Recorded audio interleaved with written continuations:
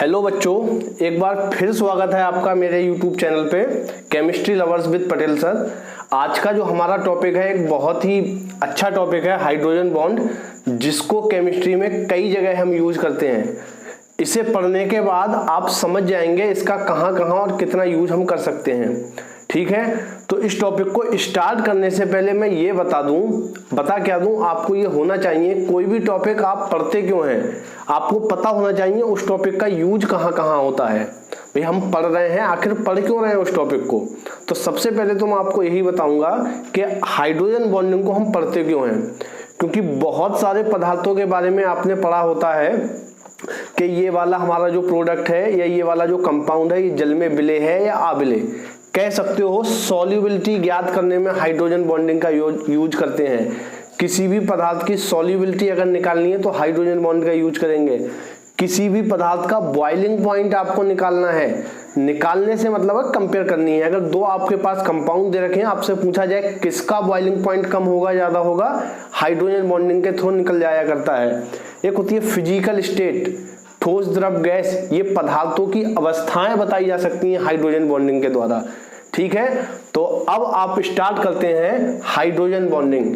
तो ये hydrogen bonding है क्या भाई। हाइड्रोजन बॉन्डिंग के लिए आपको तीन शब्दों का इस्तेमाल सही से करना पड़ेगा।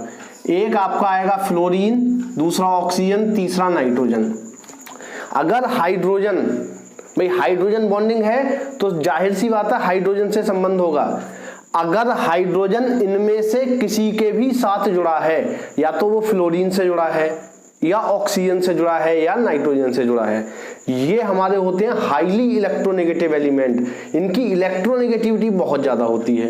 अब आप कहेंगे सर इनके अलावा किसी और से जुड़ सकता है? नहीं, हाइड्रोजन बॉन्डिंग इन्हीं के थ्रू हुआ करती है, इन तीन के अलावा नहीं होगी।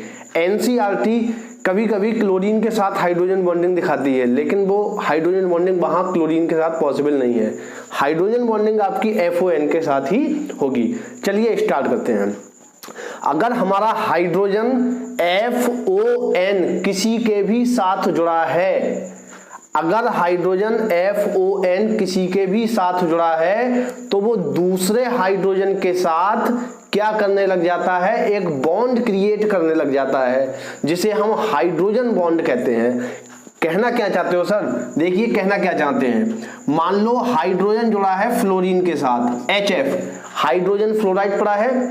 ये हाइड्रोजन फ्लोराइड का एक मॉलिक्यूल है, आपने इसका एक मॉलिक्यूल और ले लिया, ये हाइड्रोजन फ्लोराइड के दो मॉलिक्यूल हो गए। क्लियर है? अब ये जो फ्लोरीन है और ये जो हाइड्रोजन है, ये वाला हाइड्रोजन इस फ्लोरीन के साथ नैन मटक्का करने लग जाता है, यानी कि ये वाला हाइड्रोजन इस फ्लोरीन को छोड़कर पास वाले फ्लोरीन से जुड़ने लग जाता है। इसी को आप बोलते हैं हाइड्रोजन बॉन्डिंग। क्या बोलते हैं? Hydrogen bonding. अब इसकी इलेक्ट्रोनेगेटिविटी ज्यादा होती है तो इस पे तो आएगा पार्शियली नेगेटिव। भाई नेगेटिविटी का मतलब नेगेटिव चार्ज, इलेक्ट्रॉन को अट्रैक्ट करना, और हाइड्रोजन पे आता है पार्शियली पॉजिटिव। हर जगह यही होगा, पार्शियली पॉजिटिव, पार्शियली नेगेटिव। और भी आगे बहुत कुछ जोड़ सकते हो आप, और HF जोड़ते चले जाओ तो वो हाइड्रोजन बॉन्डिंग कहलाती है हमारी। ठीक है, आप कहें ऑक्सीजन के साथ जोड़िए, ऑक्सीजन के साथ किस में जुड़ता है आपका? वाटर में, H2O, HOH, दूसरा H2O मॉलिक्यूल आपने ये ले लिया। अब देखो ये ऑक्सीजन पड़ोसी हाइड्रोजन के साथ, खुद के हाइड्रोजन के साथ नहीं, खुद के हाइड्रोजन से कोई बॉन्डिंग नहीं करेगा। खुद के हाइड्रोजन के साथ जो नेचुरल इनकी बॉन्डिंग होती है, कोवालेंट बॉन्डिंग वही रहेगी, लेकिन अगर दूसरे पड़ोसी हाइड्रोजन के साथ करेगा तो वो आपकी कहलाएगी हाइड्रोजन बॉन्डिंग। अब इस बार इस ऑक्सीजन पे क्या होगा? पार्शियली नेगेटिव, हाइड्रोजन पे पार्शियली पॉजिटिव। आप कहोगे सर क्या ये वाला हाइड्रोजन ही जुड़ेगा, ये नहीं जुड़ सकता? ये भी जुड़ सकता है। ये कैसे जुड़ेगा? एक और H2O ले लो आप, एक और H2O आपने ये ले लिया, ये इस तरह से जुड़ जाएगा। ये हाइड्रोजन बॉन्डिंग हो गई। ये आपका वाटर मॉलिक्यूल है, तो वाटर के अंदर भी क्या होती है आपकी? हाइड्रोजन बॉन्डिंग होती है। तो उम्मीद है कि आपको हाइड्रोजन बॉन्डिंग के बारे में पता चल गया होगा। एक बार मैं फिर बताता हूं आपको हाइड्रोजन बॉन्डिंग क्या है। अगर हाइड्रोजन इनमें से किसी के भी साथ जुड़ा हुआ है तो वो जब दो या दो से अधिक उसके अणु आएंगे उसी यौगिक के, सेम यौगिक के, तो वो क्या करने लग जाएगा, पड़ोसी वाले के साथ एक बॉन्ड क्रिएट कर लेगा। उसी बॉन्ड को हम हाइड्रोजन बॉन्ड कहते हैं। अब बात आती है सर इसके टाइप्स कितने होते हैं। इसके दो टाइप्स होते हैं हाइड्रोजन बॉन्डिंग के। पहला जो टाइप है इसका, पहला टाइप होता है इसका इंटरमॉलिक्यूलर हाइड्रोजन बॉन्ड। पहला कौन सा होता है, इंटरमॉलिक्यूलर हाइड्रोजन बॉन्ड। देखिए इंटरमॉलिक्यूलर, तो इंटरमॉलिक्यूलर हाइड्रोजन बॉन्ड क्या है, ये दोनों ही एग्जाम्पल इंटरमॉलिक्यूलर के हैं। अगर सेम कंपाउंड के अलग अलग मॉलिक्यूल लिए हों आपने, भाई HF है, इसका एक मॉलिक्यूल ये, एक ये, अगर सेम कंपाउंड के अलग अलग मॉलिक्यूल हैं, कह सकते हो एक से अधिक मॉलिक्यूल के बीच में अगर बॉन्डिंग होगी तो वो कहलाएगी intermolecular hydrogen bonding. Number B, दूसरा आपका कहलाता है intramolecular hydrogen bond. Intramolecular hydrogen bond, ध्यान से देखना, यहां से बहुत सारी चीजें क्लियर होने वाली हैं। इंट्रामॉलिक्यूलर हाइड्रोजन बॉन्ड, देखिए इंटरमॉलिक्यूलर में क्या था आपका, सेम आपका जो कंपाउंड है उसके एक या एक से अधिक ले लो आप, भाई एक से अधिक ले सकते हैं आप। तो यहां पर दो लिए थे हमने, दो लिए थे, यहां भी दो लिए थे, तीन ले सकते हो, चार ले सकते हो, लेकिन इसके अंदर आप एक ही लेंगे। भाई यहां दो हैं, इंट्रामॉलिक्यूलर में आपको एक ही लेना पड़ेगा। मैं एक इसका एग्जाम्पल लिखता हूं, बड़ा ही अच्छा एग्जाम्पल है। एग्जाम्पल क्या है इसका ये देखिए बेंजीन रिंग, बेंजीन रिंग पे OH लगा दिया, इस कंपाउंड को बोलते हैं फिनॉल, और यहां पर अगर NO2 ग्रुप लगा दिया तो ये कहलाएगा ऑर्थो नाइट्रोफिनॉल, क्योंकि ये वाली पोजीशन कहलाती है ऑर्थो। तो यहां पर ये हाइड्रोजन इसके साथ बॉन्डिंग करने लग जाएगा। अगर हाइड्रोजन बॉन्डिंग सेम मॉलिक्यूल के एटम्स के बीच में होती है तो वो कहलाती है इंट्रामॉलिक्यूलर हाइड्रोजन बॉन्डिंग।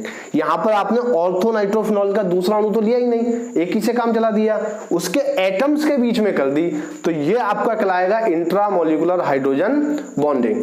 मुझे उम्मीद है आपको इंटरमॉलिक्यूलर, इंट्रामॉलिक्यूलर और हाइड्रोजन बॉन्डिंग से पूरी क्लियर हो गई होगी। अब देखिए इसकी सॉल्युबिलिटी की बात, बड़े ही शानदार चीज है सॉल्युबिलिटी, विलेयता। देखो इसके एप्लीकेशंस हैं तो देखो बहुत एक नई चीज सिखाने वाला हूं, यहां पर ध्यान से देखना। सबसे पहली क्या है, सॉल्युबिलिटी। विलेयता इसकी क्या है, विलेयता का मतलब होता है कोई भी पदार्थ जल में विलेय है या अविलेय। मैं कुछ पदार्थ लिखता हूं, एक मैंने लिख दिया मेथेन, दूसरा लिख दिया एथेन, और लिख दिया एथिलीन, और लिख दी एसिटिलीन। ये बेटा सबके सब हाइड्रोकार्बन्स होते हैं हमारे। हम यहाँ पर जब 10th क्लास में हमने पढ़े थे कि मेथेन जल में आविलेय है, एथेन जल में आविलेय है, ये जल में अल्प विलेय होती हैं, तो वहां बच्चे ये समझते थे ये रटने वाली चीजें होती हैं। बेटा रटते नहीं है इनको सॉरी, रटते नहीं है। अगर हाइड्रोजन बॉन्डिंग वाटर के साथ इसने कर ली तब तो ये सॉल्युबल है। अब हाइड्रोजन बॉन्डिंग की शर्त है आपको हाइड्रोजन किससे जुड़ा होना चाहिए, FON के साथ। इसमें तो कहीं FON है ही नहीं, तो ये सबके सब जल में या तो बिल्कुल आविलेय होंगे, इनसॉल्युबल होंगे, या अल्प विलेय होंगे। ठीक है, आप ले लो एल्कोहल C2H5OH आपने ले लिया, आपसे पूछा जाए एथिल अल्कोहल बताओ जल में विलेय है क्या, अब आप कहेंगे हाँ सर हाइड्रोजन O के साथ आ गया, कंडीशन तो यही थी, ये सॉल्युबल है, एल्कोहल सॉल्युबल है आपका वाटर के अंदर। भाई तभी तो कहते हैं सब तो मिला के पीते हैं पानी शराब में। भैया पानी के अंदर शराब मिल जाती है तभी हम मिला देते हैं, तो एल्कोहल शराब होता है, तो ये मिल जाएगा, तो सॉल्युबिलिटी निकाल सकते हैं। दूसरा इसका जो पॉइंट है वो है बॉइलिंग पॉइंट। बेटा देखो मस्ट भी इंपॉर्टेंट बात है, बहुत ध्यान से सुनना इस चीज को। जहां पर बॉइलिंग पॉइंट हम देख रहे हैं, बॉइलिंग पॉइंट में समझ लेना जहां भी इंटरमॉलिक्यूलर हाइड्रोजन बॉन्ड बनेगा उसका boiling point intramolecular hydrogen bond वाले से हमेशा ज्यादा होगा। कहना क्या चाहते हो सर, देखिए यहां पर आपका बना इंटरमॉलिक्यूलर, ऑर्थो वाला था, अगर यहीं पर पैरा वाला लेते, देखो सेम कंपाउंड लिखता हूं मैं, ये पैरा नाइट्रोफिनॉल कर दिया मैंने, ये आपका हो गया para nitrophenol. This one ortho और ये पैरा, भाई ऑर्थो पोजीशन, मेटा, पैरा, ठीक। अब ये पैरा वाला है, पैरा वाला कभी भी इंट्रामोलिकुलर हाइड्रोजन बॉन्डिंग नहीं करता है, ऑर्थो वाला हमेशा करेगा तो इंट्रामोलिकुलर ही करेगा, और ऑर्थो वाला कौन सा करेगा, इंटरमोलिकुलर हाइड्रोजन बॉन्डिंग। इंटर में तो 2 से अधिक लिए जाते हैं या 2 लिए जाते हैं। हाँ, यहां आप दूसरा लिख सकते हैं, देखो एक दूसरा मॉलिक्यूल मैंने लिखा है यहां पर OH और यहां पर NO2, तो बॉन्डिंग कहां हो गई, ये तो 2 अणु आ गए, हो गई इंटरमोलिकुलर हाइड्रोजन बॉन्डिंग। क्लियर है। तो देखिए बॉइलिंग पॉइंट मैं बता रहा था आपका, जहां भी आपका आएगा इंटरमोलिकुलर हाइड्रोजन बॉन्डिंग, उसका बॉइलिंग पॉइंट हमेशा ज्यादा होगा किससे, इंट्रामोलिकुलर हाइड्रोजन बॉन्डिंग से। आपको एग्जाम में क्वेश्चन आएगा, बताओ दोनों में से कौन ज्यादा बॉइलिंग पॉइंट रखता है, किसका क्वथनांक ज्यादा है, तो आप कह देंगे ऑर्थो वाले का, नहीं पैरा वाले का, सॉरी पैरा वाले का आपका जो बॉइलिंग पॉइंट है वो हमेशा ज्यादा होगा, क्वथनांक हमेशा ज्यादा होगा।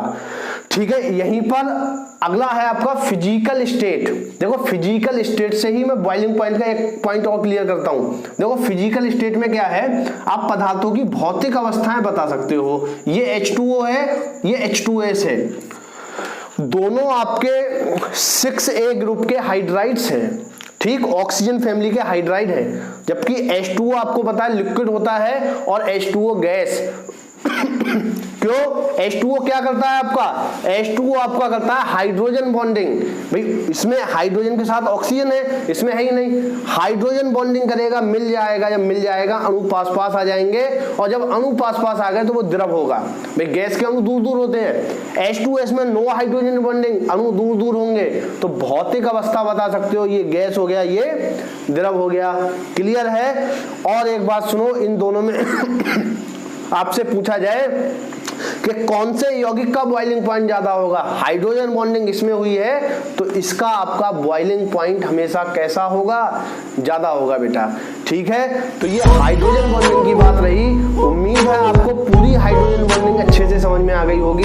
अगर समझ में आई हो तो चैनल को सब्सक्राइब जरूर कर देना और लाइक और कमेंट करके बताना क्या सुधार करने की आवश्यकता है। ठीक है, थैंक यू बच्चों।